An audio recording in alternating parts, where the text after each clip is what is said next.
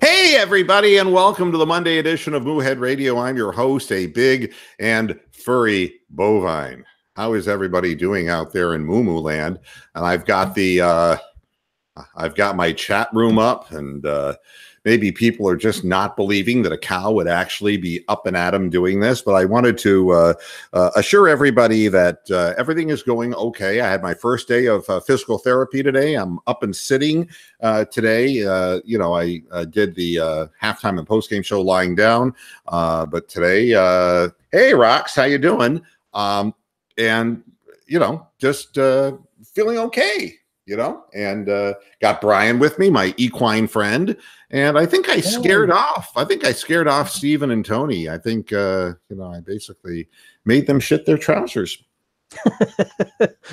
Well, and apparently the Black Cow of Death took care of Rick.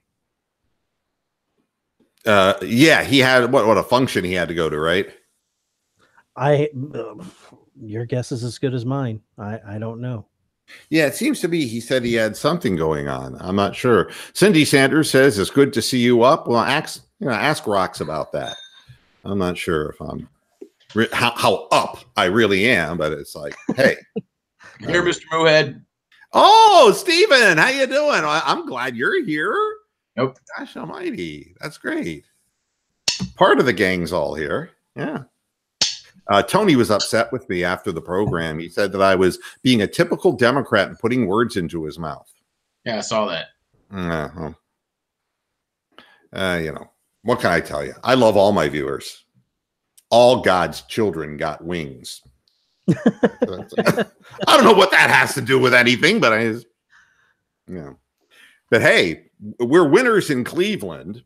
And we have the aftermath of the Cleveland Browns really good, solid win. And we're getting into the end of the season where now things are, just kind of, for some people, teams are just playing out the string, but the Browns are, still trying to get to that over 500 mark, which would just be an incredible circumstance if they could do such. Even better, they are only 2 games away from being able to tie the hated Steelers. Yeah. If they lose 2 games and we win 2 games, we'll both be 7-7-1 in week 15 of a season, which hasn't happened since Belichick was the coach. Yeah, I guess maybe in my way of looking at it is if they hadn't have taken the Raiders game from us, wow, what a difference. It's amazing when you go through an entire season, what a difference one game can make. Or if we had a kicker for one of those tie games, Or imagine if Baker was playing. Just imagine how this season would have been. Yeah, I mean, and that's the headline. Mary Kay Cabbage Head, she of the large produce head. If Baker Mayfield had started earlier and the Browns had fixed their offensive dysfunction sooner, they could have made the playoffs this year. I mean, it's like she's actually woken up to this amazing realization. It's like, God almighty, narcolepsy is a cruel disease, Mary Kay. It really is. Self-loathing Northeastern Ohio anymore. Yeah. God, I mean, what I honestly believe is that Baker played exactly when Baker should have played. And, I don't know what it would have meant. We would have had nothing to compare him to. But when we had Tyrod Taylor to compare him to, it was like, wow. Now we saw what an upgrade that we were getting. And I think everything kind of, And also, I'll say this, we learned that Desmond Harrison was getting tired, and we got Greg Robinson, who's not been perfect, but, 1 sack in 4 weeks, so that we were able to keep Baker on his feet healthy, which we would not have been able to do earlier in the season. So I've got no regrets about Baker not playing sooner. I'm not having Rick, you survived an attack from the Black Cow of Death. Ducked and dodged. All right. Good to have you here. The only one who's not here is the guilty one, Tony. Yeah, poor Tony. Poor Tony. I mean, it's just, you know what the saddest thing the saddest thing was about Tony was that he was invited to a luau, and he was the guest of honor. He was going to be on the spit. And no, I'm kidding. I think Tony and Bill Clinton are together picking up women again. Yeah, totally. I think one's more successful than the other. No, he's in Minnesota. Wouldn't that be Al Franken? Oh God, I can't imagine Al Franken. Who can grab more boobs? I mean, there's something wrong about the image of Al Franken on top of a woman working really hard. It's like, it's just not really good for me. I don't know if it's good for you. It's not good for me at all. But you know, so I have no problem with Baker not playing earlier in the season. I think that this happened in its right time. You know, the Steelers are 7-5-1, the Ravens are 7-6, and you know, there's too many teams ahead of us at this point in the season to give any credence to any of that stuff. But it's a wonderful thing to be relevant. And what Sunday, you know, I watched the game, and I think I was very muted in my response, partially because I was in twisting agony, but also because it was like, okay, you know, these are the games you have to find a way to win. That's kind of the way I felt about it. But, you know, now I'm kind of like, we are, you know, 5-7-1.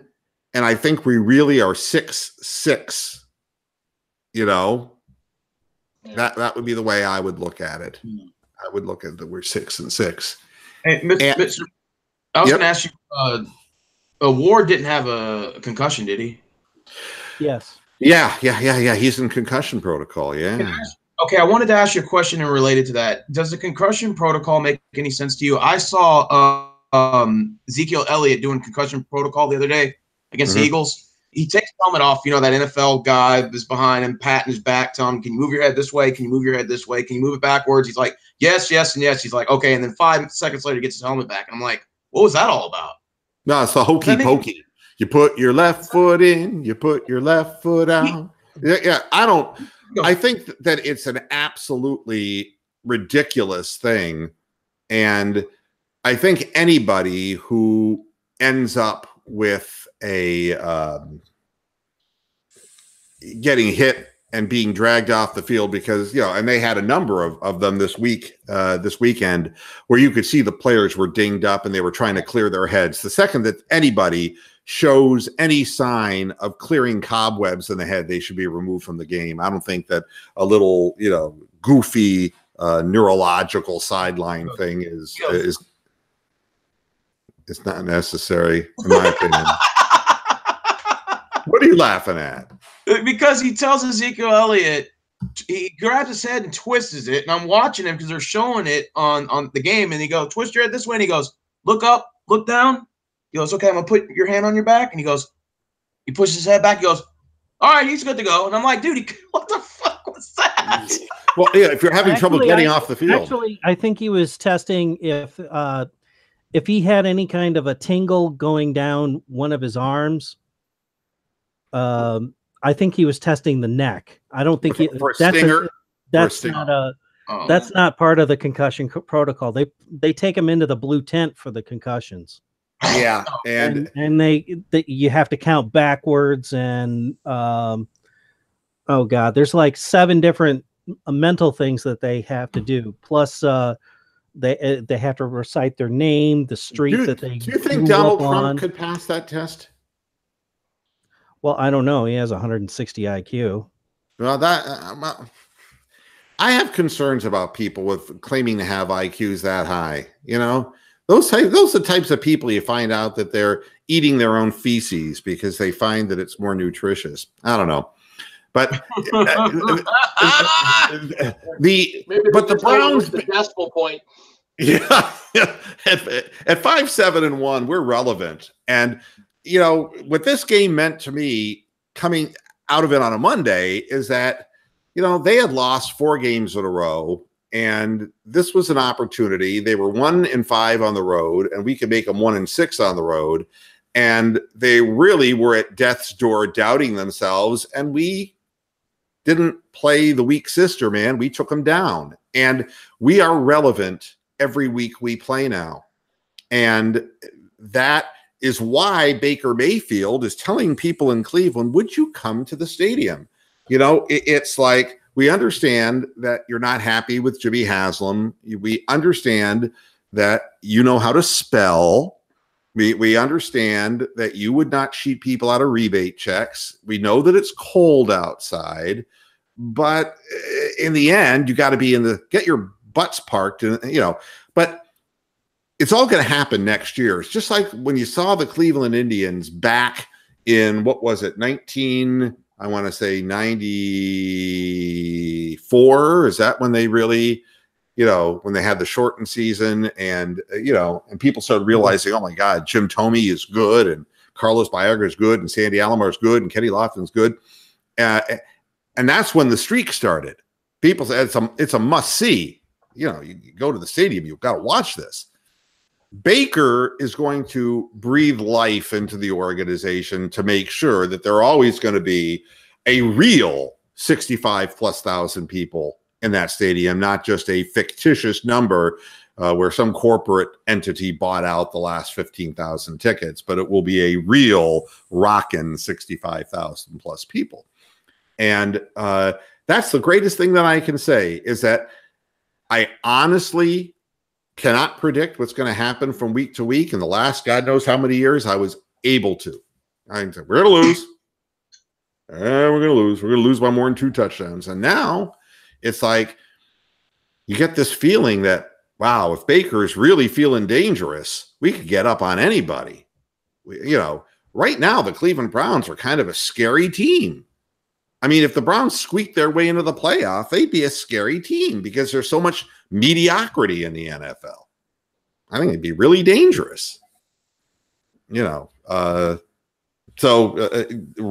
that to me is like the most important thing in the world. And looking at things around the league, and when you see Cody Kessler play, and again, I want to point out that yes, the Jags lost, and no, Cody Kessler is not the answer to anybody's questions or dreams about anything.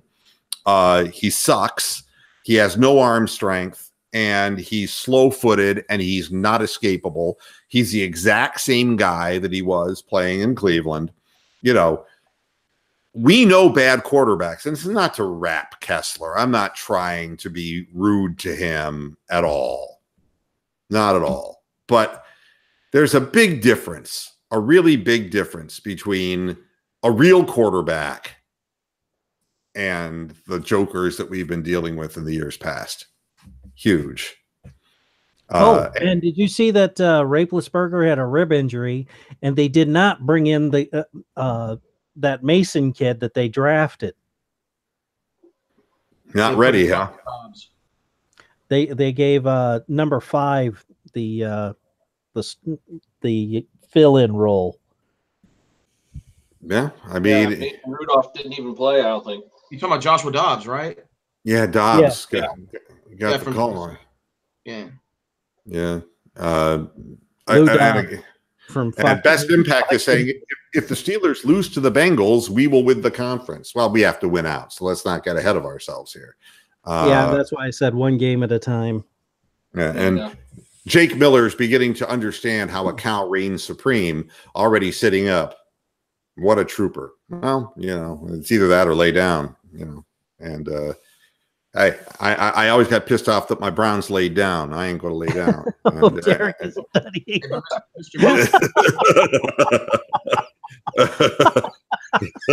They roll over and play dead, Poor Derek. I mean, they took away his Chromebook. Mama gonna take my Chromebook away.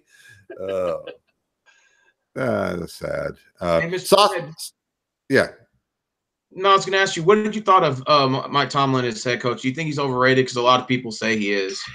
Well, I mean, I really don't think – I think Pittsburgh is a team that in any given week can just be really devastating offensively. I don't think that I think what made Pittsburgh in the days of old was the Steel Curtain, was the real hard ass defense that isn't there so much.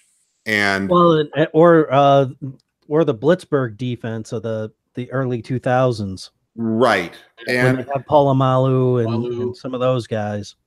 Yeah. That 78 Steel Curtain was a really good defense. Yeah, I mean, they had some really superlative defenses, and they always had an image of coming into your stadium and late hitting your people and playing, filthy football and getting away with it. Now Roethlisberger is a guy who can have big games, but I'm noticing that he's making some pretty goofy mistakes, and and now suddenly, they're slipping and sliding on field goal attempts at the end of games, and they're not the invincible Steel Curtain anymore. Sauce Montana's in the chat room saying, if Ward is back with Money Mitch, we are winning out, and change First Energy Stadium name to the Danger Zone. I think that we're at a point right now where one player out can make a huge difference for this team, because we're not as full from a roster perspective and deep as we should be. But I'm really happy that we have frontline guys who can get the job done. And I was not happy with Jamie Collins' performance yesterday. I was not. And I'm not happy when a team holds the ball 12 and a half minutes in the first quarter of a football game to our 2.5 minutes. It's wonderful when your quarterback throws a deep ball like that to get you on the board early. But the fact is, you cannot continue to give up drive and get dominated that way off the line of scrimmage when teams are pre-selecting their plays and successfully doing what they can against you. They're correctly guessing. And the thing that bothered me again was, in the first quarter of that game, the tackling was shabby, really shabby tackling. And you won't be a playoff team in Cleveland until you get that corrected. That's what I think. But without being too harsh on the team, being relevant is all. And if you remember back in the beginning of the season, that's what I asked for. It's like, let's put the rivalry back in Pittsburgh games. Let's put the rivalry back into the AFC North games. Let the Ravens and the Bengals know what it is to taste defeat against the Cleveland Browns. We've done that. It's a wonderful thing to be able to, really acquit yourself well and not to be a laughing stock. So I think all these things. Got their work cut out for them for the rest of the year. I mean, they're home to New England, and they got to go to New Orleans, and they finish up with Cincinnati. So next 2 weeks are going to be going to tell the tale for Pittsburgh. It really is incredible how Hugh Jackson just finds his way to. By the way, Michael Kelly, how you doing? Moo. How he finds his way into these situations. This man is the kiss of death. And Cincinnati fans have to be like having a fever at the prospect of him being their next head coach. They must be ready to have a stroke. No, Amsterdam. We're not talking about the fever for the flavor of a Pringles. I mean, I honestly believe that Hugh Jackson, I've never seen an anti-Midas touch like this before. A dark cloud hovering over Cincinnati since you came in. I mean, I'm not saying they were in a good position before they hired him, but they're like 0-4. She's like that same Browns thing. Really bad. And I'm telling you what, if they fire Lewis and hire Jackson, they're going to be regretting that decision. Well, and without a quarterback, I mean, Driscoll is going to be like, he's going to be like, I don't want to stay here. I think we're finally to the point, Krembly Q says, where players are going to want to stay instead of bolting when reaching free agency. I mean, it's the way the league goes. You know, it's like we see the Lakers now are going to try to do everything they can to trade for Trevor Ariza, you know, and it's like, I'm Trevor Ariza. They can have Trevor Ariza. It's no big deal to me, really. But the fact of the matter is that teams can pick their good situations. And when you have a good quarterback, you're going to get good receivers, because a good quarterback, I mean, and let's not look at it just from a perspective of, you know, that they're being altruistic and they want to be a great team member. Everybody's playing for their next contract, folks. Don't let anybody fool you in that regard.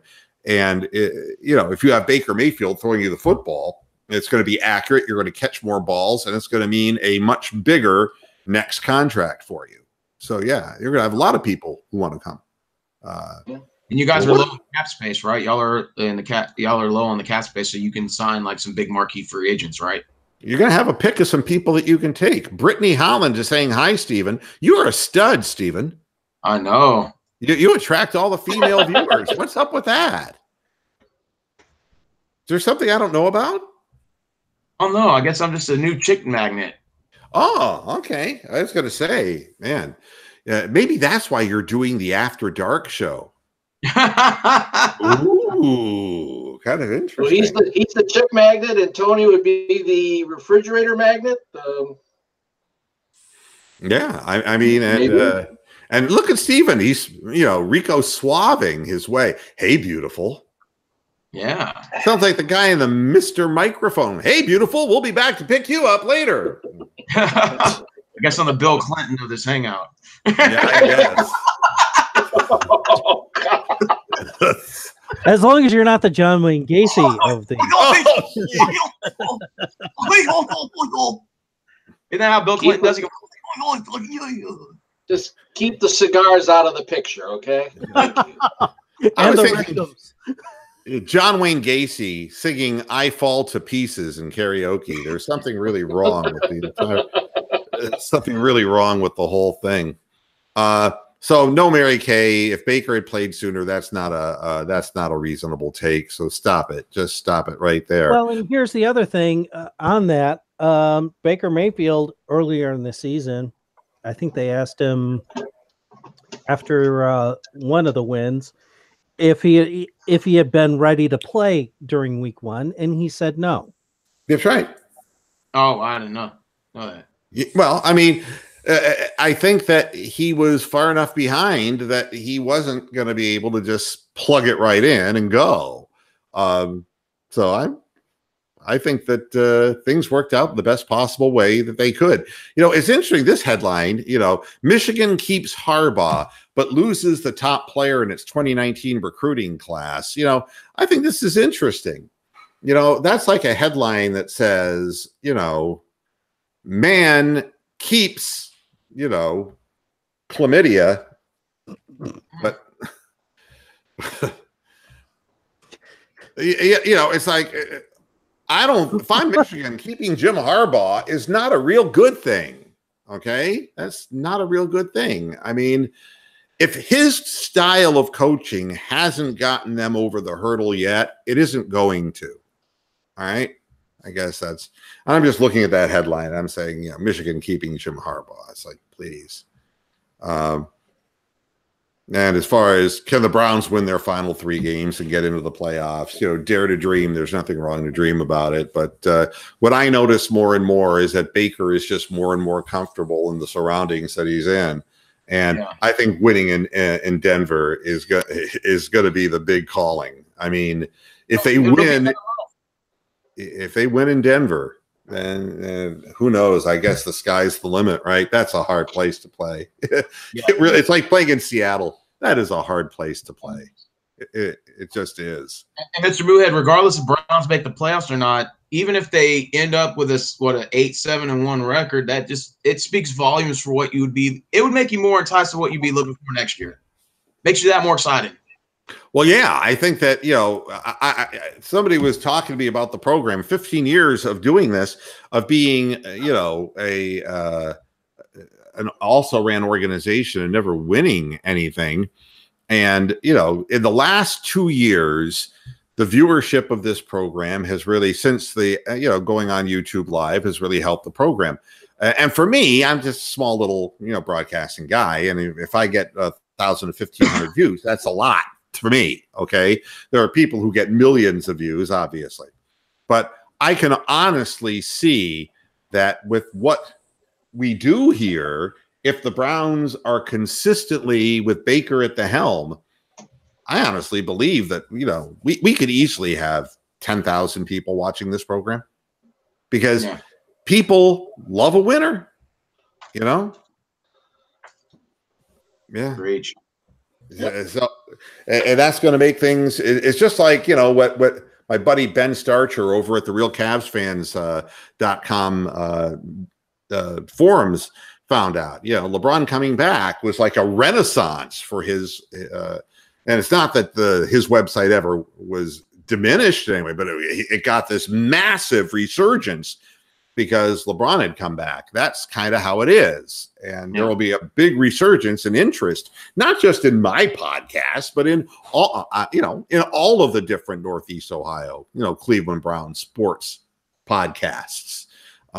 It just so happens that I think this one has been underachieving for many years because nobody really cared about the Browns, So you got to have a topic worth talking about, and we're starting to head in that direction. Yeah, I think when the show really took off here was when I started laughing about the losses and just taking it lightly and all. And I think people kind of got it for comic relief, but we're dead serious about this now. We have an organization that's heading in the right direction. My sister's her favorite one is still the when you wear the sunglasses and pretended to be Stevie Wonder. Oh yeah, believe me, we've had some. You opened up with "My Cherie Amour." Yeah, I mean, sometimes the losing is so bad it makes you do really odd things. I believe you were describing Kaiser's inability to see the entire field or be on the line of scrimmage. Yeah, when you don't have. Each quarterback gets worse than the previous is what it amounts to. That's what happens when you're in this situation. And, one guy gets lost under a flag. One guy never won at Notre Dame. Another guy is too short and gets concussions nonstop and still does. And I think Jim fucking Brown singing Girl from Ipanema was probably an all-time best. There's nothing quite like a woman abuser singing The Girl from Ipanema. Yeah, we've had to do it all to try to entertain Browns fans and talk them off the ledge for all these years. Don't have to do that anymore. We're all watching now, and we're saying we can win these things, man. It's really Mr. Moon, imagine it if hypothetically the Browns do make the playoffs, you're probably looking at number 4. That means you would host the Chargers most likely in the first round. Yep. Wow. Rematch. Yeah. That's right. I mean, it's when teams play. That's what it all amounts to. It's when teams play. And, when we played them, we were not expected to do anything. But, there's a lot more confidence and we're a better football team. The only thing that bothered me in yesterday's game was watching Rashard Higgins drop the ball, lay it on the ground once and drop an open touchdown pass that would have really put our foot on their neck. That was a little bit, kind of falling backwards and maybe making me wonder, is Rashard really ready to be, are any of our receivers really ready for the big time? And I'm not sure. Is there any receivers you would keep next year or any you let go that right? Well, I mean, I think that it's all about drafting, isn't it? And I think that if you're drafting a bunch of wide receivers, then you have to keep a lot of the upfront talent so that you don't let a guy like Njoku, who's been kind of underachieving, go until you have a good idea of what he's capable or not capable of. If you're able to get wide receivers from free agency, that is a very different story. I think that the Browns, for me, Njoku is on the bubble. And I think, Perryman was catching the ball, but if he starts dropping them again in preseason next year or in the final couple weeks this year, he's going to be on the bubble. Yeah. Callaway has shown talent, but again, the hands can be questionable. And another thing that we really don't have is a prolific tight end. We really don't have that tight end who can really chop somebody up down the field and get big plays. And it's something that I know Baker would like to use. Also, another thing that we don't have, and I know that with all the talk about Kareem Hunt being questions being asked about his character and about Dorsey's interest in him, you have to really begin to wonder about Duke Johnson's future in Cleveland, not because I have anything against Duke, but because he's fragile. And, if you're going to have a running back like Nick Chubb, who is just a big play guy out there, if you have two running backs that can catch balls out of the backfield, and you can have two running backs who are really contributory, and assuming that one is going to get hurt during the course of the year, that's such a huge advantage. You can see Pittsburgh is dawdling around 500 at 7-5-1, and Le'Veon Bell being gone, didn't help them one bit. I don't know about you guys, but I'm not hearing as much about Connor as I did early in the year when he was a revelation. Suddenly now he was out for the whole Raider game. He was in for the entire Raider game. So now the third stringer is pushed up to the first string. Yeah. But Pittsburgh is a team that traditionally has had a prolific star in the backfield. I remember when were they terrible when they had, who was the guy? Davenport? Was that the guy they had in the backfield? They were terrible. They just were not a good football team where they couldn't run. Chance on Hunt on signing him? I mean, it's there's so much I don't know about this individual. Obviously, there are problems, but there's undeniable talent involved. But with Nick Chubb, I don't know if Kareem Hunt's going to be able to get enough carries to want to play in Cleveland. Yeah, I could be wrong about that, but you don't sign Kareem Hunt to make him a third down back. And although maybe getting back into the league, there might be an opportunity to sign him on whatever terms you want to get him. But in the end, to sign him and then either acquire what you need as far as interior offensive linemen or wide receiver help. Somebody who's under a long-term contract that you really think can help Mayfield. Yeah. Now, here's something that I wanted to point out. Cleveland.com will simulcast more sports and less Levine starting on Tuesday. It's like, can we please stop recirculating the same old talent in this town? Please. Please, sweet Jesus, please. Was that Levine or Latrine? And it's interchangeable, trust me. Nothing against Les. I mean, but, less is not more. Okay? Let's be clear. Shows the same way, too. That's like, if somebody tries to get me interested that the BSK is coming back, I'm going to put a gun to my head and pull the trigger.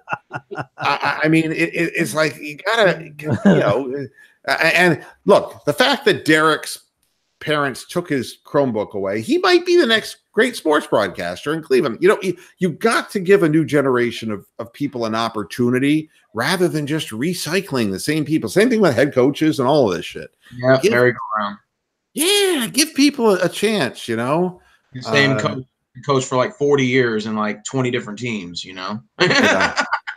Bill Fitch. Bill Fitch. Now I would be remiss if I didn't explain why I'm just saying fuck the tribe. The So the Tampa Bay Rays are still evaluating Edwin Encarnacion and Yandy Diaz for possible trade with Cleveland Indians. Now, why do we want to get rid of Yandy Diaz? Could somebody explain to me what he's ever done to anybody in this organization? He's got the highest mile per hour impact off the bat of any player that we have in our entire roster, in our entire system. All right. He's a legitimate guy who, if he wanted to be able to change the arc of his swing, could hit 30 home runs, or he could continue doing what he does and hit 300.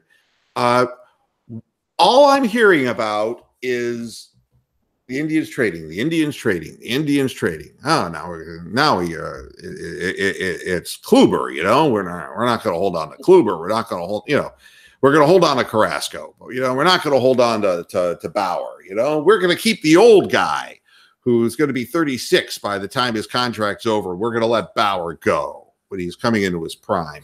And you know something? I know when something's going down the shitter. And folks, sell off your Indian season tickets. Don't even waste your time.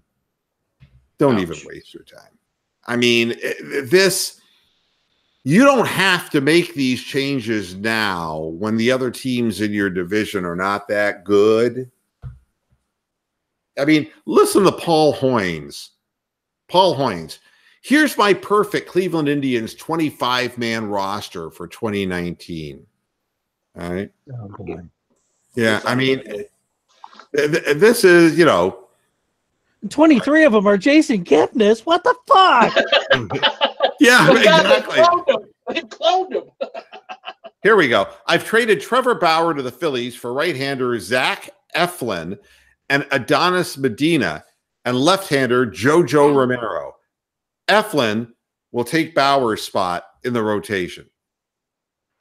Medina and Romero are in the minors and a year or two away from the big leagues, but they're two of the Phillies' top 5 prospects. All right. So you got two guys who haven't proven they can do a goddamn thing, and out goes Bauer. All right, so Bauer's gone. But I'm not done trading yet, Paul Hoyne says. Hey, Hoynesy. Terry Francona has done a great job managing an outfield that during most of his tenure has only included one full-time player. But Michael Brantley's a free agent, and he's not expected to return. So I'm going to trade young starter Shane Bieber and Tristan McKenzie to Seattle for outfielder Mitch Haniger. Who? Seattle GM Jerry DiPoto has traded just about everyone else, but says Haniger is untouchable as he snickers into the back of his hand. Who takes Bieber's spot? I'm going to open the season with Adam Plutko, Danny Salazar, if healthy, and Cody Anderson. Why not? Are you ready to vomit yet? Charlie Brown. Yeah. Are you ready to vomit yet? Mm-hmm. We're going to put Linus at first base. He's not going to use a glove. He's just going to use his blanket. That's what's good. You think you guys got a good enough roster to win the No. You know, here's the deal. The music coming in from the bullpen is going to be da da da da da da da da and da da. It's going to be the Charlie Brown fucking music. And then it's going to be Pigpen. Van Gilbert isn't running out there, the little midget. So he wants to keep Kluber and keep Carrasco, the two oldest guys, okay? Mm-hmm. Clevenger's coming off a big season. Clevenger could move up in the rotation with the trade of Bauer. By the way, Zach Eflin, if you're wondering, was 11-8 with a 4.36 earned run average for the underperforming Phillies. He's 24 years of age and a first-round pick of the Padres in 2012. Eflin sounds like an adjective more than a noun. Yeah. What's this Eflin person doing up on the mound pitching? What the heck? God, we just Eflined ourselves. Yeah, we just got Eflin. Right-hander Adam Plutko split last season between AAA Columbus, where he could pitch, and with the Indians. It's High School Musical 47. Yeah, he had a 1.7 earned run average in 14 starts at Columbus, but a 5.28 in the big leagues. Yeah, that's why we're going with him. Right. Hey, but Mr. Moohead, there's nobody in the Central that can compete with you guys. Yes, there is. Who's what that? they're talking about here is just wholesale stuff. With closer Cody Allen and lefties Andrew Miller and Oliver Perez hitting the free agent market, the prospects for 2019 don't look very good for the bullpen. So we don't have a bullpen either. No, we're not going to be competitive. We're going to be third or fourth place. You watch. So who do you got winning the Central next year? Twins, Tigers, White Sox. Anybody who's just able to put together a few wins, and the Indians, it'll be septic shock from losing all their roster players. Brad Hand will start his first full season as a Tribes closer in 2019. Does this make you feel good? We get rid of Francisco Mejia, then we get rid of Yan Gomes. I'm not saying that your management hasn't made the best decisions in terms of acquiring the best talent and signing the best players to keep, but aren't they in the same position the Browns were in at one point? Like, who's good enough to draw free agents there, right? Like, who's going to want to be a free agent to go to the Indians? That's a good player, you know? So the Indians are kind of stuck with what they got. No, here, you ready for this? Yeah. Adam Simber came to Cleveland with Hand from San Diego. Yeah, he was part of the Hand job we got. He pitched next to Eflin, then we'll be perfect. the Eflin hand job. We'll use that for double headers.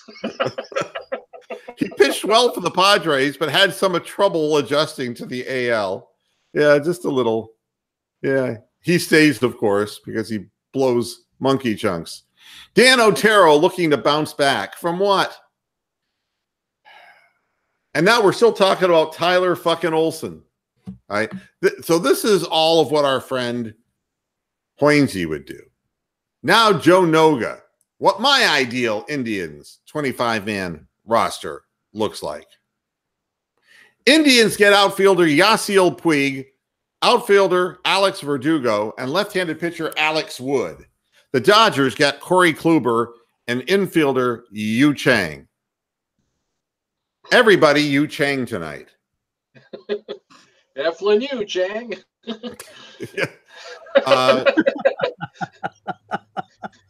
Who's on first? No, Eflin Yu on second. Huh? It's the Yu Chang clan. Yeah, the Yu Chang clan. Hey, Mr. Moohead, how many wins you got the Indians winning next year? Like this year? Who cares? Yeah, that's exactly right.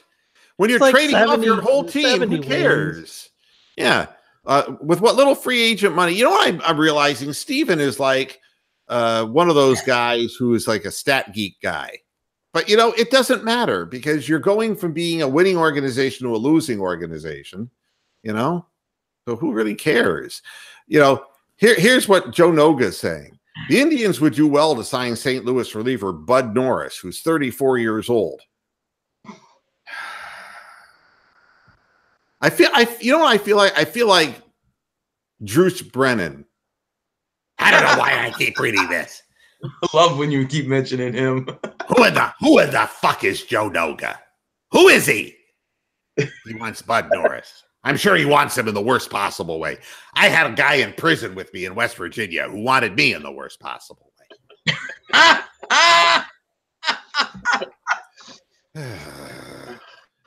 God.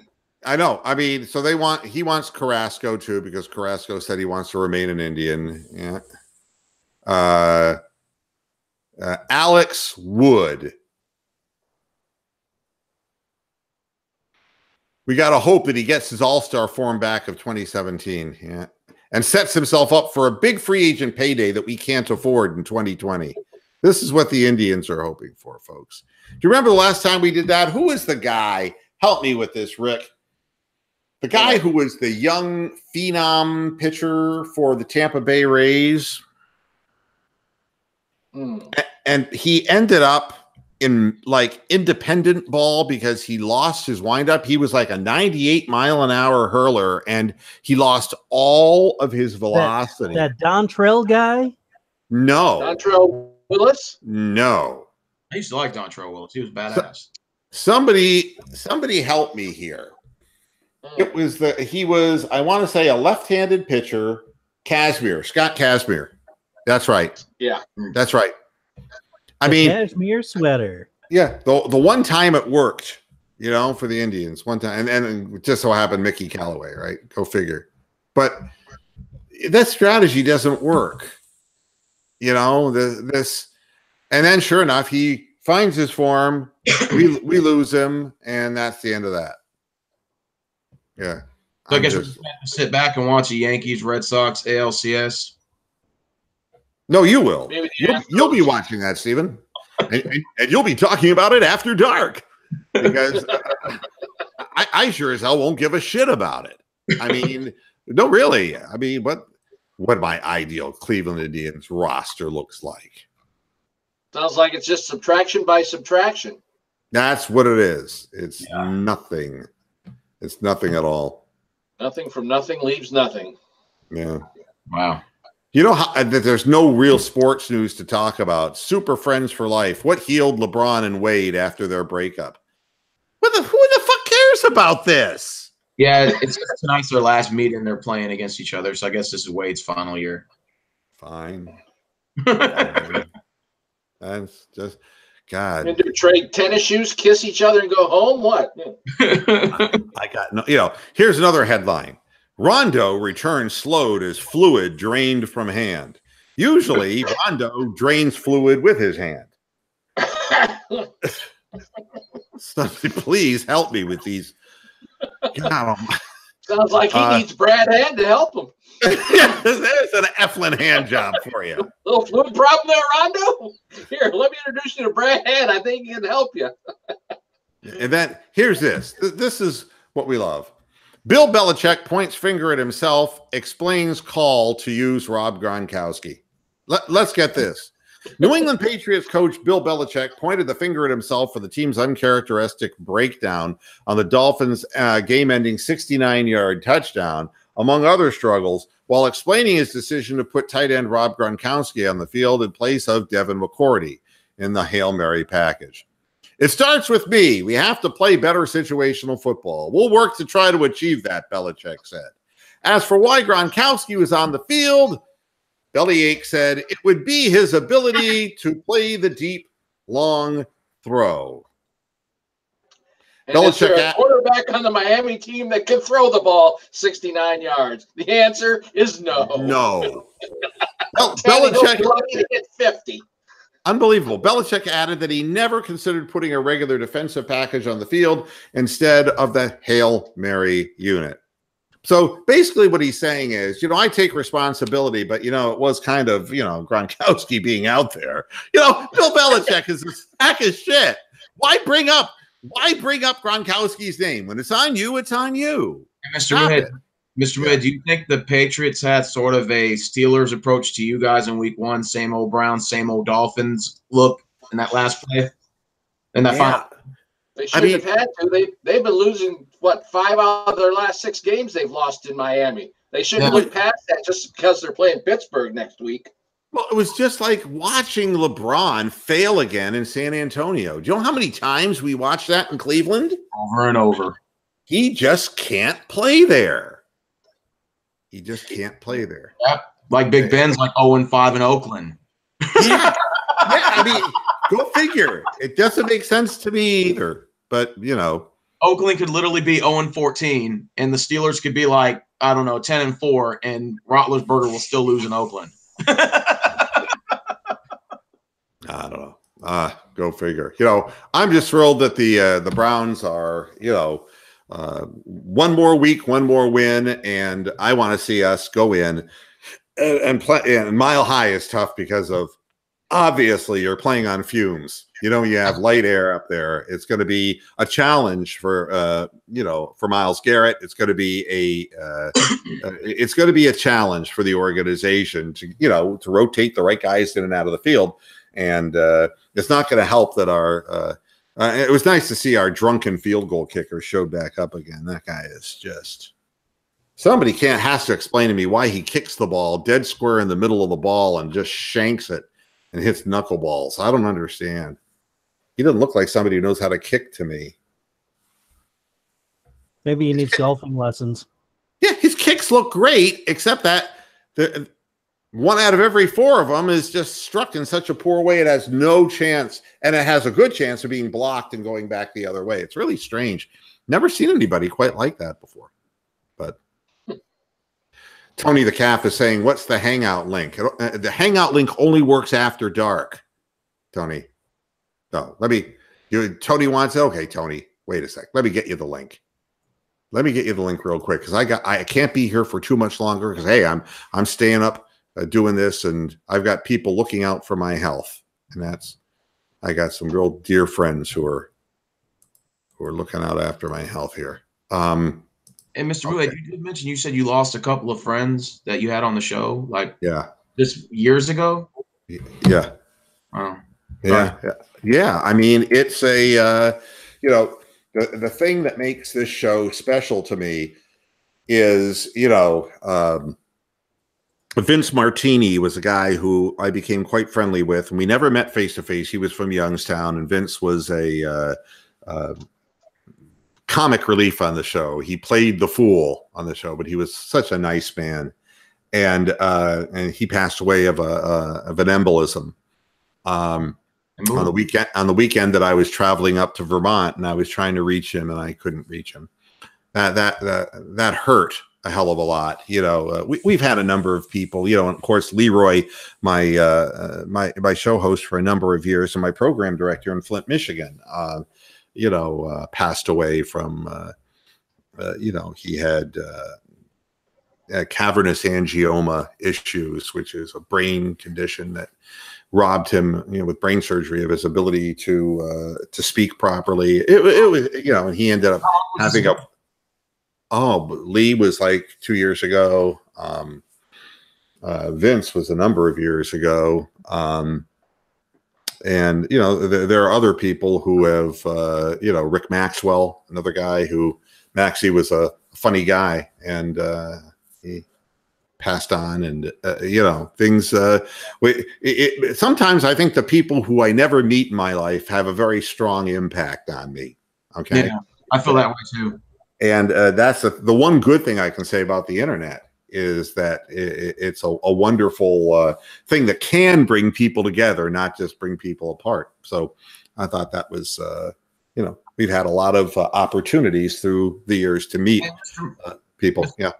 Doesn't it seem like at times you feel like you have a stronger connection with people you've never met, as opposed to people you hang out with every day, or you see every day at work or whatever? Oh, sure. And especially because I don't work anymore. I mean, and I'll be honest. I mean, it's interesting. I had a 10-year music collaborator, and he and I became very good friends. He lived in Scottsdale, Arizona, and we'd never met, but we talked almost every night on the phone. That's cool. Yeah, and he I believe is gone. He said that he was going to end his life, and I believe that he did, because I never heard back from him. And it's interesting. Brian Hallman and I don't know each other from a hole in the wall, but and we have disagreements, God only knows, politically, but I really like Brian, and Brian and I communicate, and it's there's something to be said about that. Yeah. And it's a comforting part of the program. It's a comforting part that there are people out there who, and doing the program during my, getting better and healing myself up after knee replacement surgery, it seemed like a natural,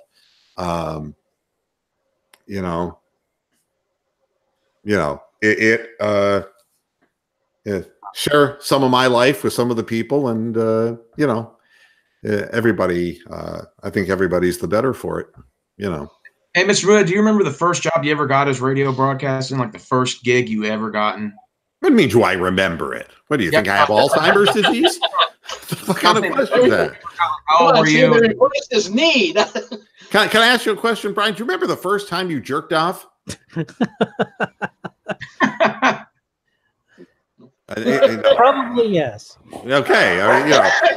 The first time I was ever on the air on a radio station, I was 16 years of age in Canton, Ohio. Yeah, I was on a top 40 radio station, But I've been on the air in a lot of places, and it's always a lot of fun. But yeah, you always remember the first time because you don't know what in the fuck you're doing. That's amazing. Yeah, what happened was I wasn't supposed to go live on the air. I was just supposed to be doing a Sunday morning religious, tape, all the religious programs on Sunday morning. I was just running tapes and running tape decks.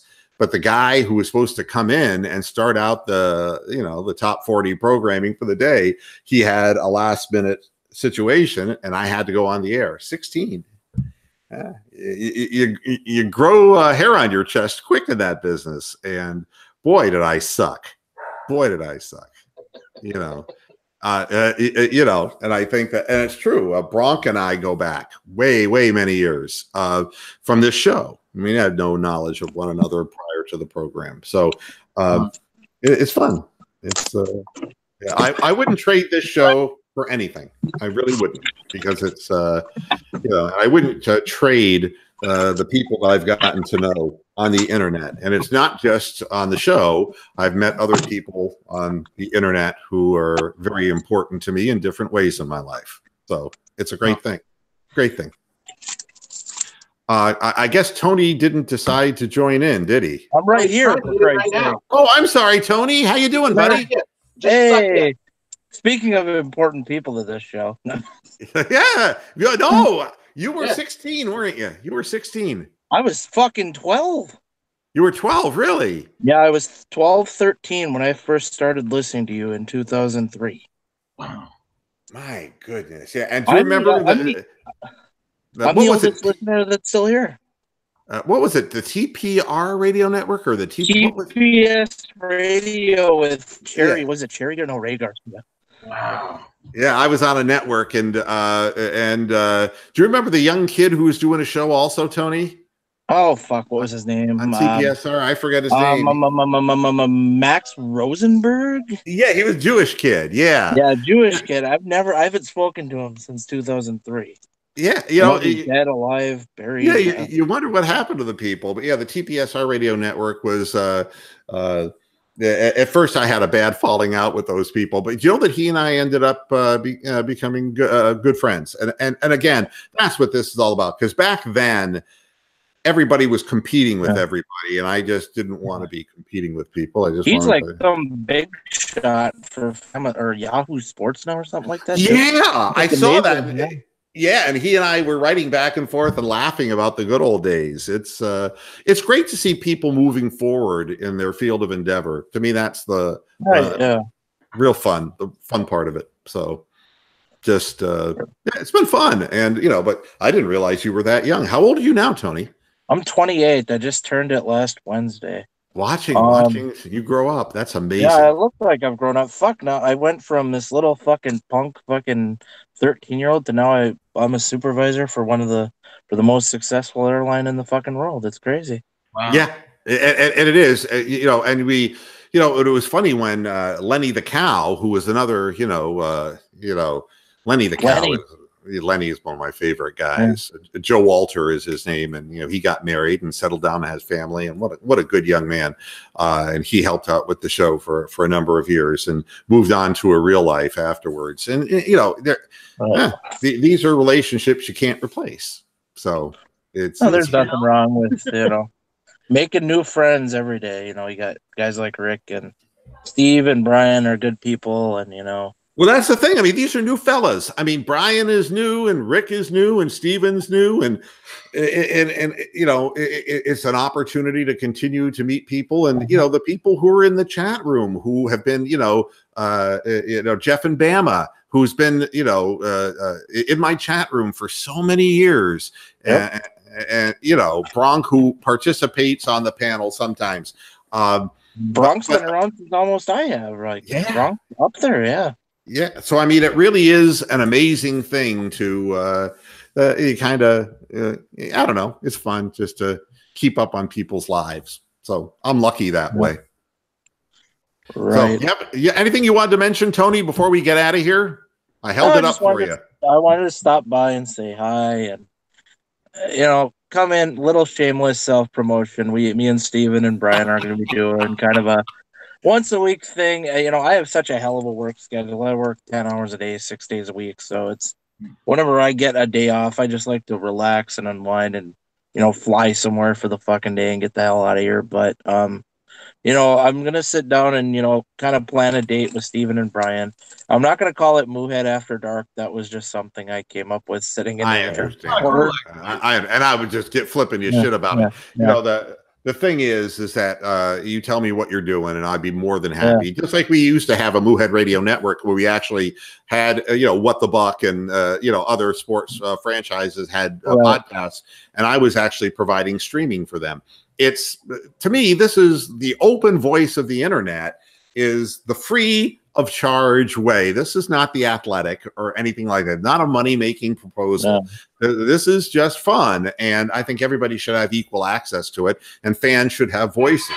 So the reason why I like to move it After Dark, because we're a branch off of this tree. You know, we're co-hosts on. True. You know. Yeah, I mean, and the truth is that I am flattered by anybody that I have moved to do these types of things, because I can tell you what it takes to go at this for 15 years. And especially in some of the years that the Browns and the Indians and the Cavaliers have had, there have been some really bad years. And you gotta have the time to do it too. Like you've been retired for a while, so you've got that's right. People like me working, you know, 5-6 days a week just to, you know, fucking build a career. I don't have time to sit down and do fucking, you know, hours and hours and hours of fucking sports talk radio every week. I remember when you were doing it every fucking day, and I was like, I don't know how in the hell, like, days you could come up with talking about nothing. It really is. It's only because that's what I did for a living from the time I was so young. But coming up with the show content when you're on the air every day, you know, Monday through Friday for an hour every day, it became a challenge. I love what we've settled into. You know, I just wish that there were other sports franchises in Cleveland that had the pull that the Browns have.